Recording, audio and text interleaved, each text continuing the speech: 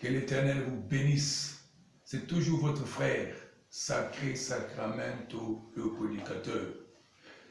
À vous qui participez à notre série d'enseignements, que l'Éternel vous bénisse une fois de plus. Alors bien aimés, nous allons passer à la 4e leçon. Après la première leçon, le plan de Dieu pour votre vie. Après la 2e leçon, concernant le péché. Après la 3e leçon, concernant le salut, nous voulons aborder maintenant un autre point important.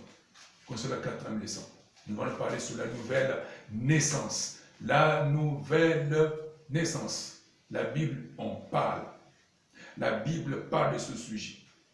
Et nous voulons lire la parole de Dieu, étudier ce sujet dans les Écritures saintes. Donc, que Dieu vous bénisse. Seigneur, merci encore pour cet instant. Je prie au Père que la grâce de Dieu accompagne tous ceux qui vont me recevoir dans leur maison. Merci pour toi. Merci pour les cœurs que tu prépares. Merci pour le Saint-Esprit qui va encore nous instruire au nom de Jésus-Christ de Nazareth. Il est tantôt bien aimé, nous allons parler sur la nouvelle naissance. La nouvelle naissance est un thème développé dans la parole de Dieu. La nouvelle naissance est importante pour notre marche avec le Seigneur. Nous allons découvrir cela maintenant. Avant cela, nous allons lire 6 passages bibliques pour nous aider à comprendre ce que nous voulons développer cet instant. Premièrement, on va lire dans Ézéchiel chapitre 36, le verset 25 à 27.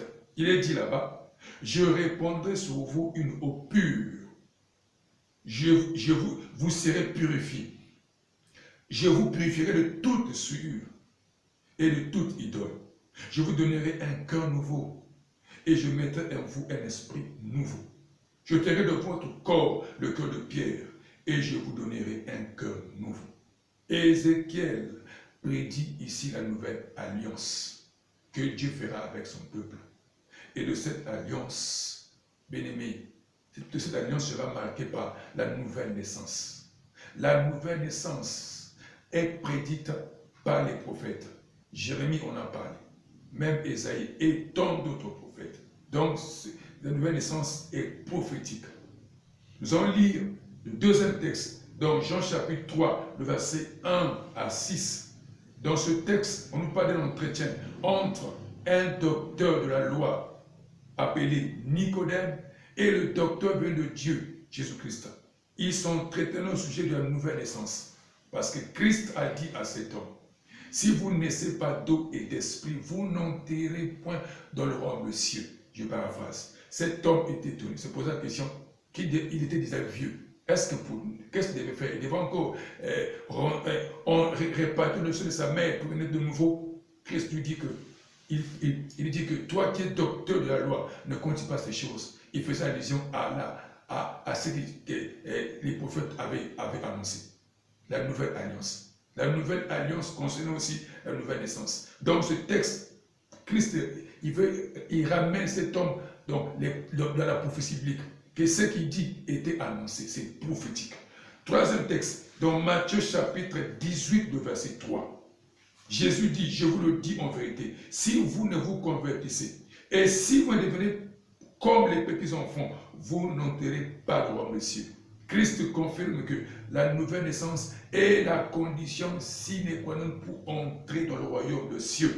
Dans Galates chapitre 6, le verset 15, là-bas c'est l'apôtre Paul qui parle. Il dit, car ce n'est rien que d'être circoncis ou incirconcis.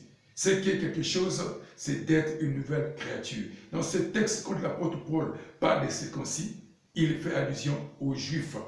Et aux incirconcis, il fait allusion aux païens que nous sommes. Parce qu'à cette époque, l'apôtre Paul enseignait que les païens n'étaient pas sauvés en obéissant à la loi, mais plutôt par la foi. Et derrière lui, les judaïsants sont venus pour dire aux païens convertis à Christ que la foi en qui ne se faisait pas devait obéir à la loi et aussi se faire circoncire. Voilà pourquoi l'apôtre Paul dit la circoncision ou l'incirconcision n'est pas important que d'être une nouvelle créature. Être une nouvelle créature est plus la circoncision ou l'incirconcision. Donc 2 Corinthiens chapitre 5, le verset 17. Toujours l'apôtre Paul qui parle. Il dit, si quelqu'un est en Christ, il est devenu une nouvelle créature. Les choses anciennes sont devenues, sont passées plutôt, et voici que toutes choses sont devenues nouvelles. Dans ce texte, l'apôtre Paul nous révèle comment reconnaître une personne née de nouveau. Et dans 1 Pierre, chapitre 1, le verset 3, là c'est l'apôtre Pierre qui nous parle. Il dit, béni soit Dieu, le Père de notre Seigneur Jésus-Christ, qui selon sa miséricorde nous a régénérés. Il parle de la régénération, toujours une nouvelle naissance, pour une espérance vivante, par la résurrection de Jésus-Christ d'entre les morts. Dans ce texte, il parle de deux choses. Le moyen par lequel nous sommes régénérés, ou nous sommes nés de nouveau, c'est par l'œuvre de Christ. C'est grâce à cette œuvre que la nouvelle naissance est rendue possible. Et deuxièmement, il parle du but pour lequel nous sommes régénérés, ou nés de nouveau. C'est pour une espérance vivante.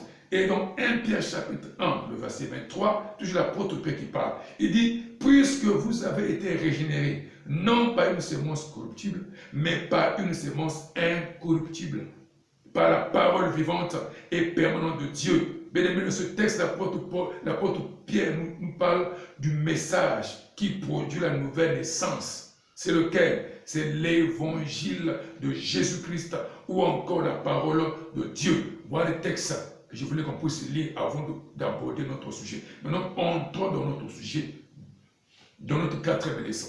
Notre quatrième leçon.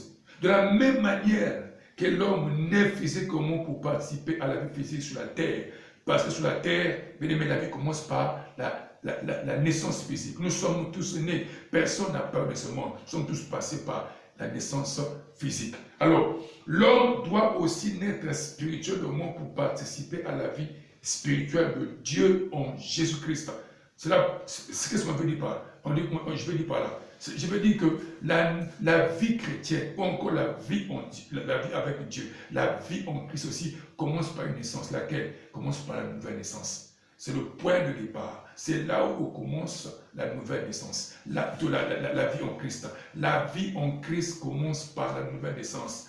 Voilà le point de départ. Alors, on va aborder 5 points pour comprendre notre quatrième leçon. Le premier point qu'on va aborder, lequel c'est ceci. On va dire ceci. Il dit ceci. C'est que la nouvelle naissance n'est pas. Donc, c'est la première des choses. On va découvrir ce que la nouvelle naissance n'est pas. Qu'est-ce que la nouvelle naissance n'est pas? Premièrement, la nouvelle naissance n'est pas une vie améliorée. Deuxièmement, la nouvelle naissance n'est pas une vie évolutive. Troisièmement, la nouvelle naissance, ce n'est pas adhérer à une église. Parce qu'on peut adhérer à une église sans naître de nouveau. Quatrièmement, la nouvelle naissance, ce n'est pas appartenir à une communauté. On peut appartenir à une communauté sans naître de nouveau. Cinquièmement, la nouvelle naissance, ce n'est pas avoir une bonne moralité. On peut avoir une bonne moralité sans naître de nouveau. Et enfin, la nouvelle naissance, ce n'est pas avoir une bonne éducation. On peut être bien éduqué, mais sans être de nouveau. Alors, cela, donc comprenez mes amis, donc la nouvelle naissance, ce n'est pas avoir une vie améliorée, ou une vie, ce n'est pas une vie évolutive, ce n'est pas adhérer à une église, ce n'est pas appartenir à une communauté, ce n'est pas avoir une bonne moralité, et ce n'est pas aussi avoir une bonne éducation. Ça, c'est la première chose. Deuxièmement, maintenant, c'est que la nouvelle naissance est.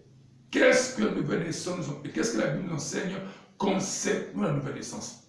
C'est que la nouvelle naissance est. Alors, on va lire dans Jean chapitre 3, le verset 5 à 6. La Bible dit, Jésus répondit, en vérité, je vous le dis, si un homme n'est né d'eau et d'esprit, il ne peut entrer dans le royaume de Dieu.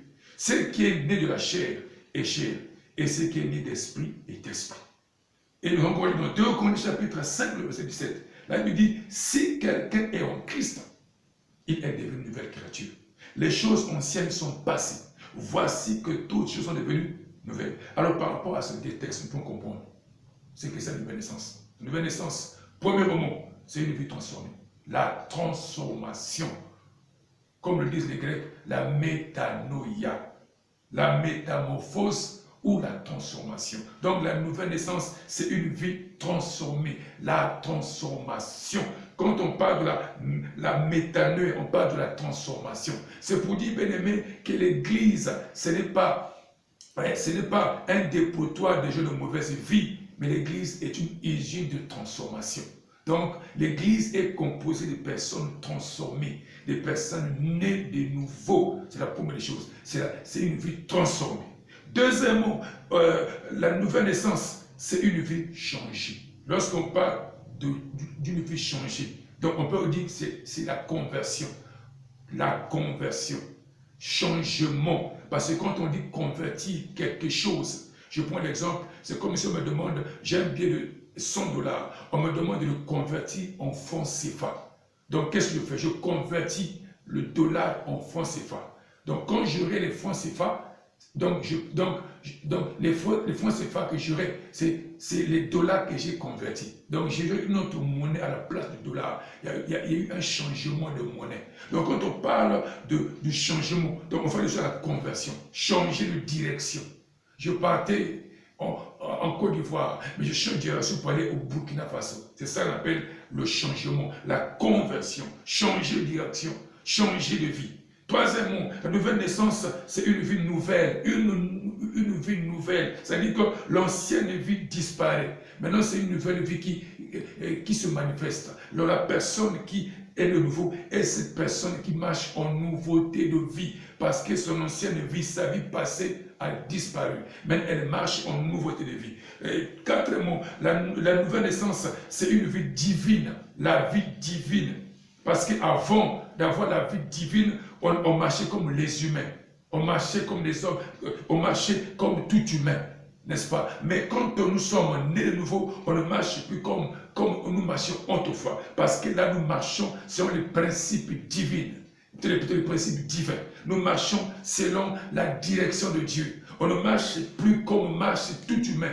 Mais on marche en suivant les principes de Dieu, en suivant les voies de Dieu, en suivant les commandements de Dieu. Oui, bien-aimé.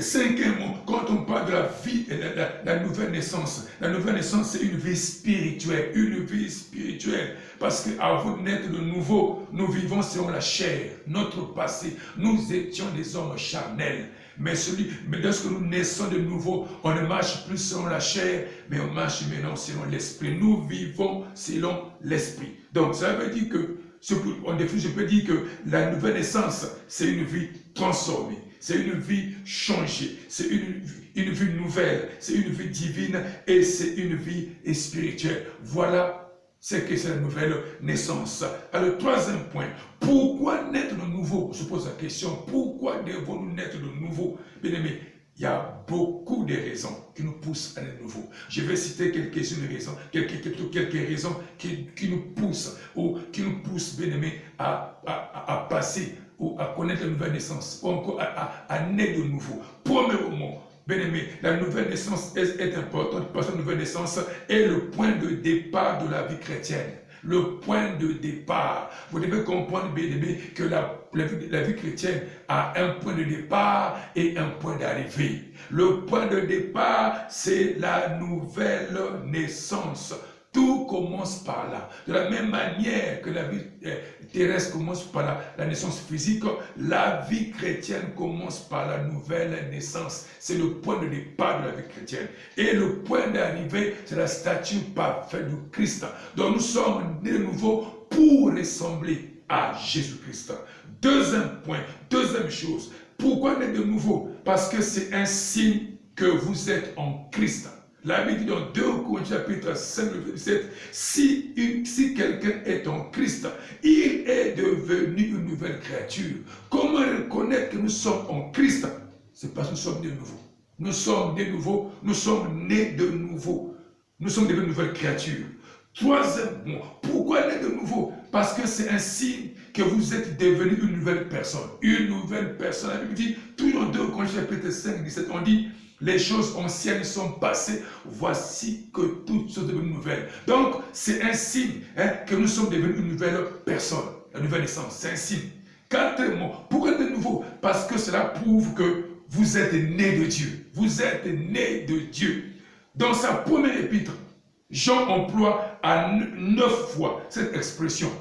Né de Dieu, pour parler de nouvelle naissance. Dans 1 Jean chapitre 2, le verset 29, il parle de ce mot. Il dit, vous êtes nés de lui. Donc, au chapitre 3, le verset 9, né de Dieu. Chapitre 4, 7, né de Dieu. Chapitre 5, 1, né de Dieu. Et même au chapitre 5, verset 1, il parle à deux reprises, vous êtes né de Dieu. Donc au chapitre 5, verset 4, né de Dieu. Au chapitre 5, le verset 18, il dit la même chose à deux reprises, né de Dieu, né de Dieu. Donc la nouvelle naissance prouve que vous êtes né de Dieu. Cinquièmement, prenez de nouveau parce que c'est un signe que vous êtes né selon la volonté de Dieu. Dans Jean chapitre 1, le verset 12 à 13, toujours l'apôtre Jean qui parle, il dit, mais à tous ceux qui l'ont reçu, à ceux qui croient en son nom, elle a donné le pouvoir de devenir enfants de Dieu, lesquels sont nés, non du sang, ni de la volonté de la chair, ni de la volonté de l'homme, mais de Dieu. La nouvelle naissance, bien-aimé, ce n'est pas la volonté de l'homme. Ça ne vient pas du sang, ni de la chair, mais cela vient de Dieu. Nous sommes nés de Dieu. Nous sommes nés selon la volonté de Dieu. Dans la nouvelle naissance, bien-aimé, c'est naître selon la volonté de Dieu. Et sixièmement, pourquoi naître de nouveau? Parce que c'est un signe que vous êtes nés d'esprit. Vous êtes nés d'esprit. Dans Jean chapitre 3, le verset 5 à 6, Jésus dit, en vérité, je vous le dis, si un homme ne naît d'eau et d'esprit, il ne peut entrer dans le ciel. Car celle qui est née de la chair est chair, celle qui est née d'esprit est esprit. Dans la nouvelle naissance, bien-aimé, ça prouve que vous êtes nés d'esprit. Vous êtes nés d'esprit. Sixièmement, pourquoi naître de nouveau? Parce que, bien-aimé, c'est un signe que vous êtes de la nouvelle alliance. Vous faites partie de la nouvelle alliance. Comme on a dit dans Ézéchiel chapitre 36, le verset 25 à 27. Parce que la nouvelle naissance, Dieu avait prédit, je vous donnerai un cœur nouveau. Je mettrai dans ce cœur nouveau mon esprit et ma loi. Et bien aimé, c'est ça. La nouvelle naissance, bien aimé, le Saint-Esprit vient habiter en nous. Le Saint-Esprit vient habiter en nous. Cela est un signe, bien aimé, que nous appartenons à la nouvelle alliance. Né de nouveau est un signe que nous appartenons à la nouvelle alliance. Et un point, le dernier point, pourquoi naître de nouveau, bien aimé? C'est la clé pour voir le royaume de Dieu. C'est la clé. Dans Jean chapitre 3, le verset 3, Jésus a dit, en vérité, je te le dis, si un homme n'est né d'eau et d'esprit, il ne peut voir le royaume de cieux. Donc, bien aimé, la nouvelle naissance, c'est la clé d'accès. C'est la clé qui donne accès au royaume de cieux. Voilà les raisons pour lesquelles nous venons de nouveau. Premièrement, parce que la nouvelle naissance est le point de départ de la vie chrétienne. C'est un signe que vous êtes en Christ. C'est un signe que vous êtes devenu une nouvelle créature. C'est là pour que vous êtes né de Dieu. C'est un signe que vous êtes né sur la volonté de Dieu. C'est un signe que vous êtes né d'esprit. C'est un signe que vous êtes dans une nouvelle alliance. Et c'est la clé pour voir le royaume de cieux. Quatrième point. Comment on est de nouveau? Comment on est de nouveau? Oh bien-aimé, quelle question? C'est une question importante. Oh bien-aimé. Alors on va lire toujours. Dans Jean chapitre 3, le verset 4 à 5. La Bible dit, Nicodème lui dit, comment un homme peut-il naître quand il est vieux? Peut-il rentrer dans le sein de sa mère et naître? Voilà la question que Nicodème pose à Christ. Comment se passe cette nouvelle naissance? Est-ce que l'homme doit encore renaître à nouveau? La Bible dit, Jésus répondit, en vérité, je vous le dis, si un homme est né d'eau et d'esprit, il ne peut entrer dans le ciel. Alors bien aimé, selon ce texte, comme on est de nouveau, premièrement, vous devez écouter la parole incorruptible de Dieu. Oui, bien aimé, c'est la première chose. Il est écrit dans 1 Pierre chapitre 1, le verset 3, puisque vous avez été régénérés. On parle de la régénération. Régénérés, on dit ici, régénérés. Vous avez été régénérés. Il dit, puisque vous avez été régénérés, non pas une sémence incorruptible. N'est-ce pas? On dit, non pas une sémence corruptible, mais par une sémence incorruptible, par la parole vivante et permanente de Dieu. Bien-aimés, première condition pour le nouveau, vous devez d'abord écouter la parole incorruptible de Dieu. Cette parole, bien-aimés, qui crée, c'est ça, c'est cette sémence incorruptible, bien-aimés, qui produit la nouvelle naissance. Premièrement, vous devez écouter la parole de Dieu. Deuxièmement, vous devez croire au Seigneur Jésus-Christ. Parce que la parole de Dieu produit la foi en Christ.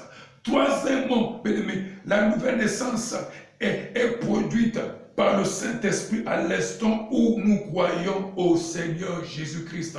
Le Saint-Esprit vient habiter en nous. et c'est lui qui crée cette nouvelle naissance. Dans Tite chapitre 3, le verset 5, il est dit là-bas, il est dit, il nous a sauvés, non à cause de nos œuvres de justice que nous aurions faites, mais selon la richesse, par le baptême de la régénération et le renouvellement du Saint-Esprit. Donc ce texte nous révèle que la nouvelle naissance est l'œuvre du Saint-Esprit. Après avoir écouté la parole de Dieu, après avoir reçu Christ, le Saint-Esprit entre dans nos cœurs et il crée cette nouvelle naissance. La nouvelle naissance est l'œuvre du Saint-Esprit. Ce n'est pas une œuvre humaine, mais c'est une œuvre créée en nous par le Saint-Esprit. Alors le dernier point, pour terminer notre quatrième leçon, quels sont les privilèges de la nouvelle naissance? Nous devons connaître les privilèges de la nouvelle naissance. Quels sont les privilèges que nous recevons de Dieu au travers de la nouvelle naissance? Bien aimé, premièrement, point privilège, nous devenons les enfants de Dieu.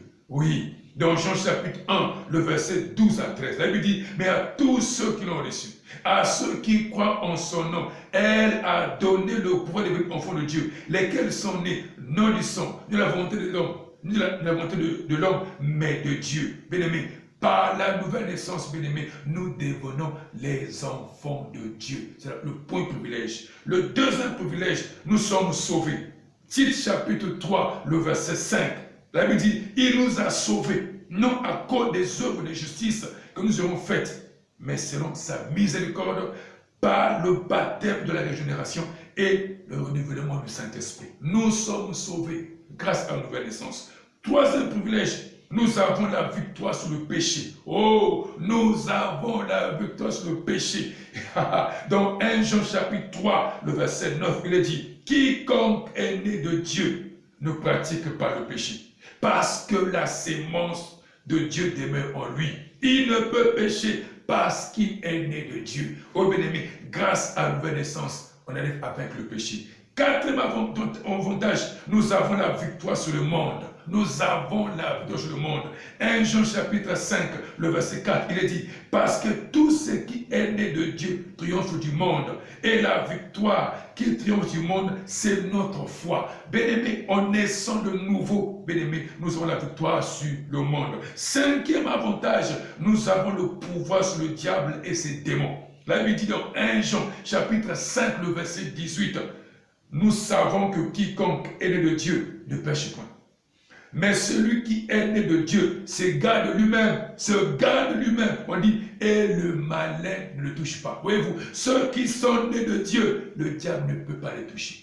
Pourquoi? Parce qu'ils sont nés de Dieu. Au contraire, ils ont le pouvoir sur le diable et ses démons. Ils sont intouchables. Pourquoi? Parce qu'ils sont nés de Dieu. Sixième avantage, vous allez vous aimer les uns et les autres. L'amour entre frères, nous partageons l'amour les uns et les autres. Dans 1 Jean chapitre 4, le verset 7, l'apôtre Jean dit, bien-aimés, aimons-nous les uns les autres, car l'amour est de Dieu. Quiconque aime est né de Dieu, est de Dieu, et quiconque aime est né de Dieu et connaît Dieu. Quiconque aime est né de Dieu et connaît Dieu. Bien-aimés, si on arrive à nous aimer les uns les autres, c'est parce que nous sommes nés de nouveau. C'est la nouvelle naissance, bien-aimés, qui nous aide à nous aider, à nous aimer les uns et les autres. Septième avantage, vous allez pratiquer la justice. Pratiquer la justice. Dans 1 Jean chapitre 2, le verset 29, il est dit, si vous savez qu'il est juste,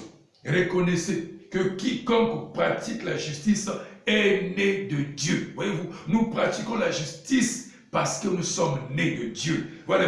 Et le dernier avantage, c'est lequel vous allez entrer dans le royaume des cieux. Oh, Jean 3, versets 5 à 6. Toute personne qui est née de Dieu, née de nouveau, a déjà l'accès dans le royaume des cieux. Voilà les avantages qui accompagnent tous ceux qui sont nés de nouveau. Alors, bien aimé, conclusion, l'essentiel pour l'homme sur la terre est de naître de nouveau, car c'est le visa pour entrer dans le royaume des cieux. Bien aimé, voilà ce que je voulais vous dire concernant la nouvelle naissance. La nouvelle naissance est importante. Et bien aimé, vous devez comprendre que si vous n'êtes pas encore né de nouveau, l'occasion vous est donnée. C'est maintenant qu'il faut le faire. Parce que sans la nouvelle naissance, bien aimé, vous n'aurez pas accès Ô royaume de Dieu, que Dieu bénisse sa parole, que Dieu vous bénisse richement, vous qui m'avez suivi. Alors bien-aimés, si ce message vous a béni, s'il vous plaît, partagez-le dans les groupes et aussi aux autres, afin qu'ils soient aussi bénis, qu'ils comprennent l'importance de la nouvelle naissance. Soyez richement bénis, à nous revoir pour notre prochaine leçon, c'est-à-dire que la 5e leçon. Soyez richement bénis, shalom et à bientôt. Dieu vous bénisse, bye bye.